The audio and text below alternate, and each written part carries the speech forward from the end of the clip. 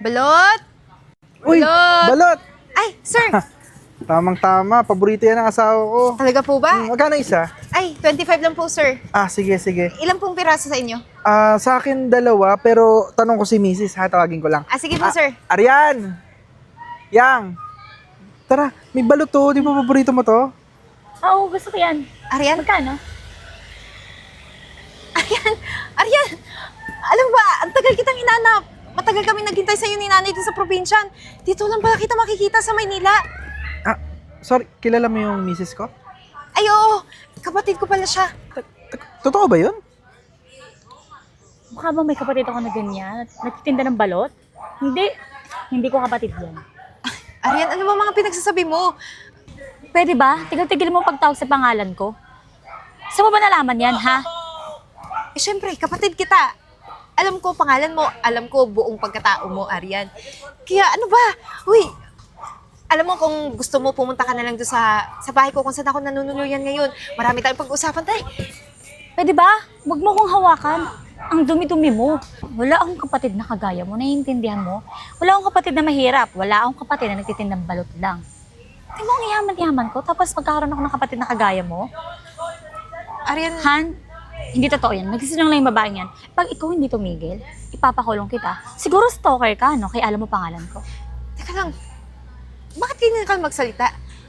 Porket mayaman ka na sa tingin mo dahil sa asta mo? Alam mo, ang galing-galing mo talaga magpanggap, no? Balak mo pa atang i-manipulate yung asawa ko. Wala akong kapatid na kagaya mo. Ilang beses ko ba ulit-ulitin yan? Saksak mo sa kakote mo. Naiintindihan mo? Mahal. Ano? Pasensya na po Pero Arian, tandaan mo. Magkapatid tayo, magkapamilya tayo. Kung saan ka man galing dati, yun ka. Huwag kang maging ganyan. Huwag kang maging mapagmalaki sa sarili mo. Excuse me, ha? Dito ako sa Manila lumaki. Kung sinasabi mong pinagmulan, kung gaya mo lang din yung pagmumulan ko, ay, no thanks. Hindi na ako bibili ng balot. Hindi ko na favorite yan. Sige, Tara mahal. na, Antayin doon mo ako na sa kotse. sasakyan. Miss, pasensya ka na sa asawa ko ha.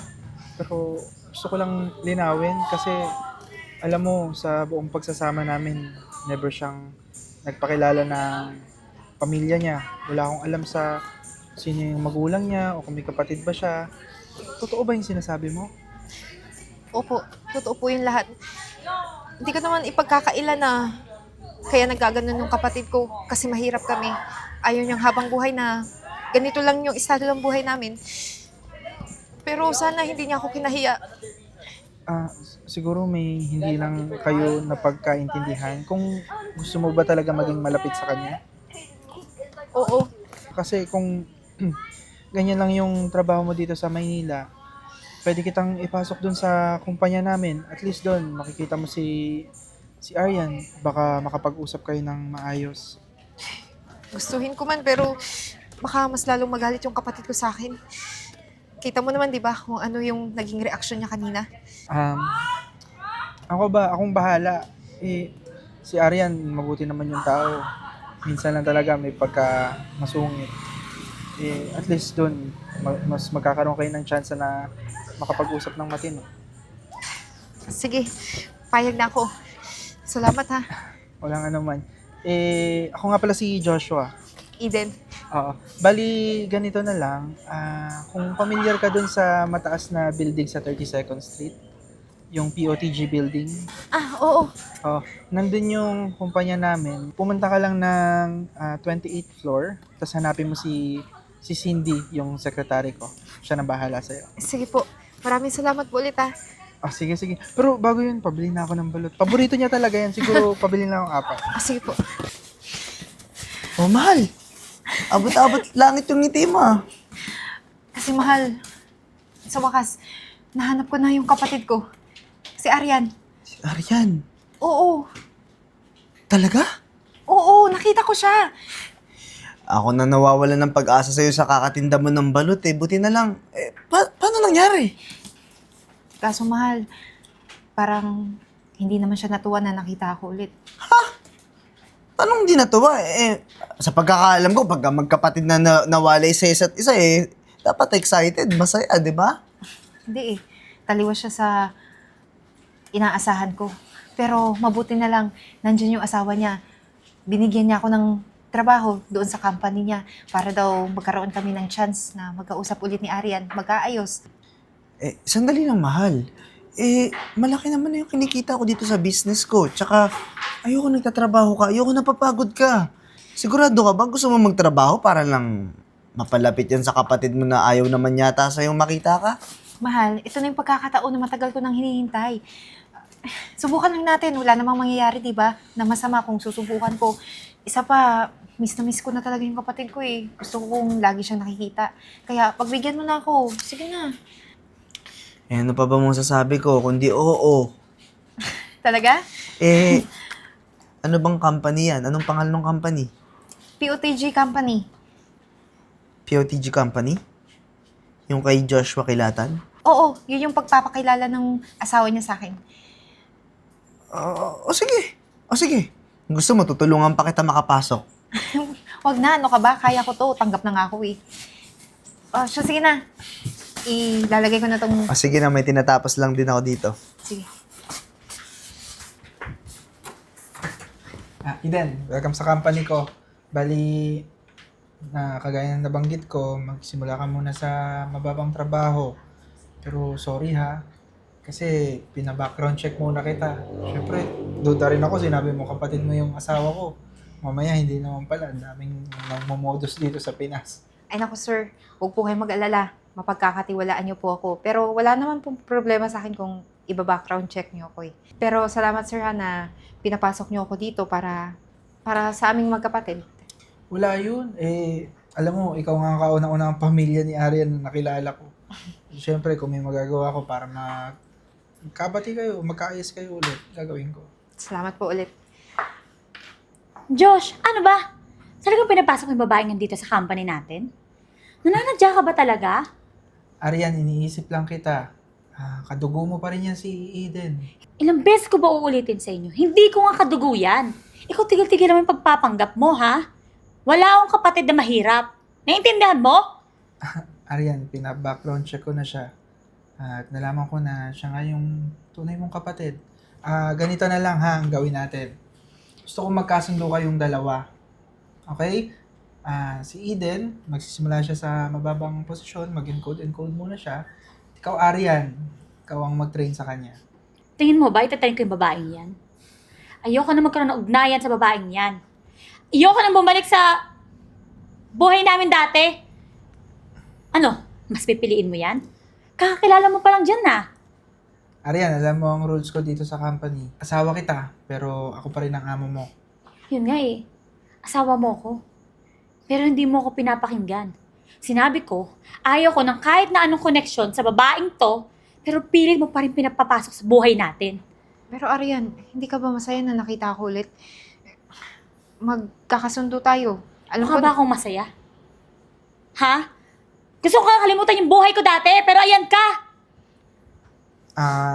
Eden, pasensya na. Arian, buo na yung decision ko. Ngayong araw, ikaw magti-train kay Eden. Okay?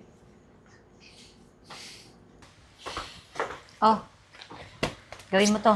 Business proposal. So, marketing, finance. Marunong ka na siguro magbasa, no? Kaya mo na yan.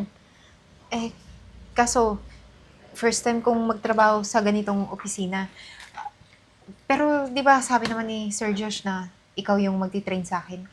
Tingin mo naman, susunod ako doon sa inuutos niya? Siyempre hindi. Kaya mo na yan. Gawin mo yan. Di ba? Pumasok-pasok ka sa buhay ko. Eh di yan. Magtiis ka. Pero Arian, hindi naman sa ganitong paraan dapat mo kong gantihan. Alam ko naman na hindi mo tanggap yung pamilya natin dahil sa pagiging mahirap. Buti alam mo. Bakit kasi naghihimasok ka pa rin sa buhay ko?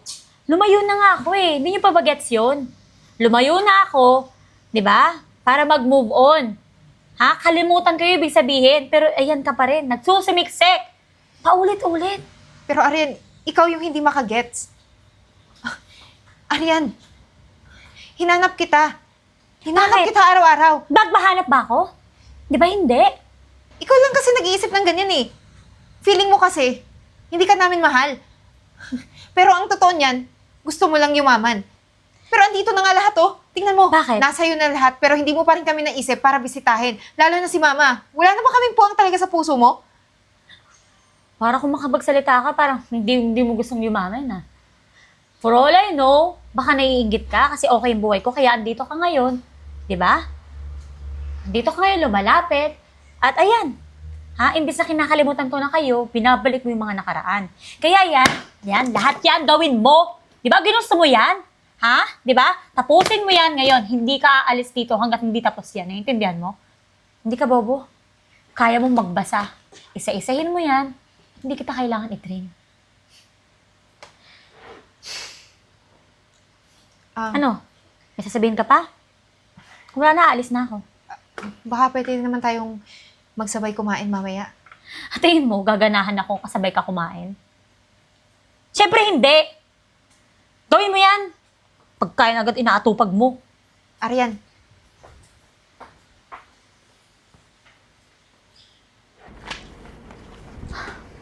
Arian? Pwede ba tayo mag-usap? Tayo mo ba gusto ko kausap? Kasi gusto ko lang naman magkaayos tayo. Tayong pamilya. Matagal na rin hindi tayo nagkakamustahan. Nagpapasalamat nga ako sa asawa mo na siya mismo gusto na dito ako magtrabaho para magkita tayo, magkausap, maayos kung ano man yung mga gusot na hindi natin na ituwid dati. Siya lang naman may gusto nun eh. O ayoko. Pinutol ko na yung ugnayan natin matagal nang umalis ako sa probinsya. Pero ito ka ngayon. O maaligid-aligid ka dito. Talagang di mo tinatantanan yung buhay ko eh, no? Okay na ako. Maganda na yung buhay ko. Eh paano, Arian, kung pag sinabi kong may sakit si Mama, gusto ko niya makita. Wala akong pakialam. Naintindihan mo? Swerte ko nga eh, nakilala ko si Josh. Mayaman. Una, pinakasalan ko lang siya dahil mayaman siya, mapera siya. Kayang bigay lahat ng mga gusto ko.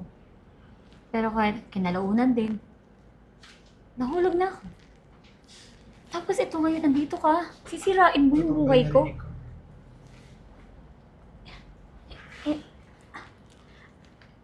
Pwede ako mag-explain? Pinakasalan mo lang ako para sa pera ko. Oo. Pero nung una lang yun.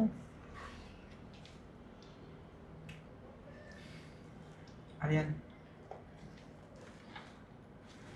Grabe ka. Tsaka, alam mo ba? Gusto ko lang naman na kaayos kayo ng kapatid mo. Dahil di lang sinasabi sa'yo ni Eden kung ano na ba talagang estado nila sa buhay ngayon. Sino talaga siya? Kilala mo ba kung sino ang asawa ni Eden? Hindi. At hindi ko na kailangan kilalanin pa. Wala akong pakialam kung sino man ang pangasawa niya. Ako. Oh, Ako yung asawa ni Eden. Business partner ng asawa mo. Alam mo ba yung ginawa mo sa asawa ko? Ha? Hindi ko lubos akalain na kayang gawin yun ng asawa ng business partner ko. Josh, hindi ko kaya i-tolerate yung ugali ng asawa mo. Dahil ako mismo, hindi ko kaya makita yung asawa ko na gabi-gabing umiiyak, hindi makatulog, inaalipusta mo. Eden, kung ayaw sa'yo ng kapatid mo, wag mo nang ipilit yung sarili mo. Kasi ngayon pa lang, Josh, pinuputol ko na yung ugnayan ng business natin. Sir Layo, po kayo mag-alala. Dahil kung si Arian po yung problema nyo, ako na rin po mismo yung puputol sa relasyon namin. anong ibig mo sabihin? Nakuha mo na naman yung gusto mo sa akin, di ba? Yung pera ko. Wala ngayon, hiwalay na tayo. Sa katanggal ka na sa trabaho to. Hindi pwede to. Hindi mo pwedeng gawin yan. Eden, tara na. Sasama na po ako sa inyo.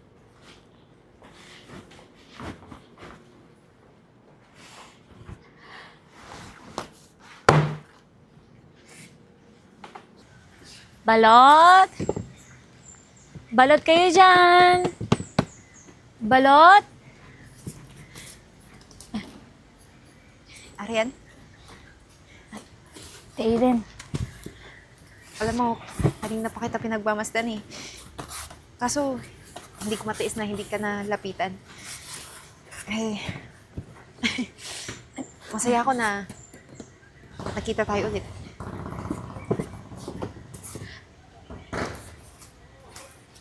Masaya din ako na nakita kita. Sorry ah. Sorry yung nakaraan na nakita mo ako. Tapos tinanggi kita. Kasi ayoko nang bumalik sa dati. Nung nakita kita, naalala ko yung hirap ng buhay natin sa probinsya. Nung akala ko, nung nakilala ko si Josh, gaganda na yung buhay ko. Makakalimutan ko na lahat. So dumating ka eh. Naiintindihan ko naman eh kung ano yung pinagdadaanan mo. Alam ko, mahirap talaga, maging mahirap. Pero, nagsikap naman kami ni Mama eh. Kaya nga pumunta ako ng Maynila. Sinubukan ko magpanggap na maglalako ng balot. Baka sakali isang araw, makita kita. Bumuli ka kasi alam ko naman paborito mo yung balot eh. Hindi naman ako nandito sa Maynila para maging pabigat sa'yo. Pero, sana naiintindihan mo na yung lahat. Nandito ako para balikan ka. Para mabuo tayo ulit. Kasi hindi kami kumpleto kung wala ka. Kahit na tinanggi ko yung tinanggihan ko kayo, itinanggi kong pamilya ko kayo, Arian, tanggap niyo pa rin ako. bakit naman hindi? Ang pamilya ay pamilya. Hindi yun mababago. Kaya, umuwi ka na sa amin. Sorry. Sorry din. Miss na talaga kita. Nahiya lang ako. Parang aalis ulit ah. Nga pala, may isa pa akong surprise na para sa'yo. Ano yun? Tungkol saan? Ayan na siya. Ay, Josh? nakapag-usap kami ni Eden, kapatid mo, na kwento niya sa akin yung nangyari sa inyo noon. Pasensya ka na ha. Hindi ko naman gusto na hiwalayan ka. Alam mong mahal na mahal kita. Pero kasi sumobra yung ugali mo. Tsaka pakiramdam ko kailangan din natin ng ikaw, mas kailangan mo ng space para mapag-isipan mo kung ano yung mga ginawa mo. Pero ngayon nandito ako. Kung tatanggapin mo pa ako, gusto ko sana makipagbalikan. Siyempre naman, asawa kita eh. Tsaka, hindi ko kayang mag-move forward ng wala ka. Diba? Sa hirap at ginawa.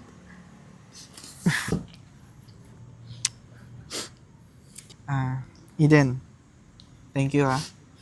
Paano? Kain tayong balot? Tara!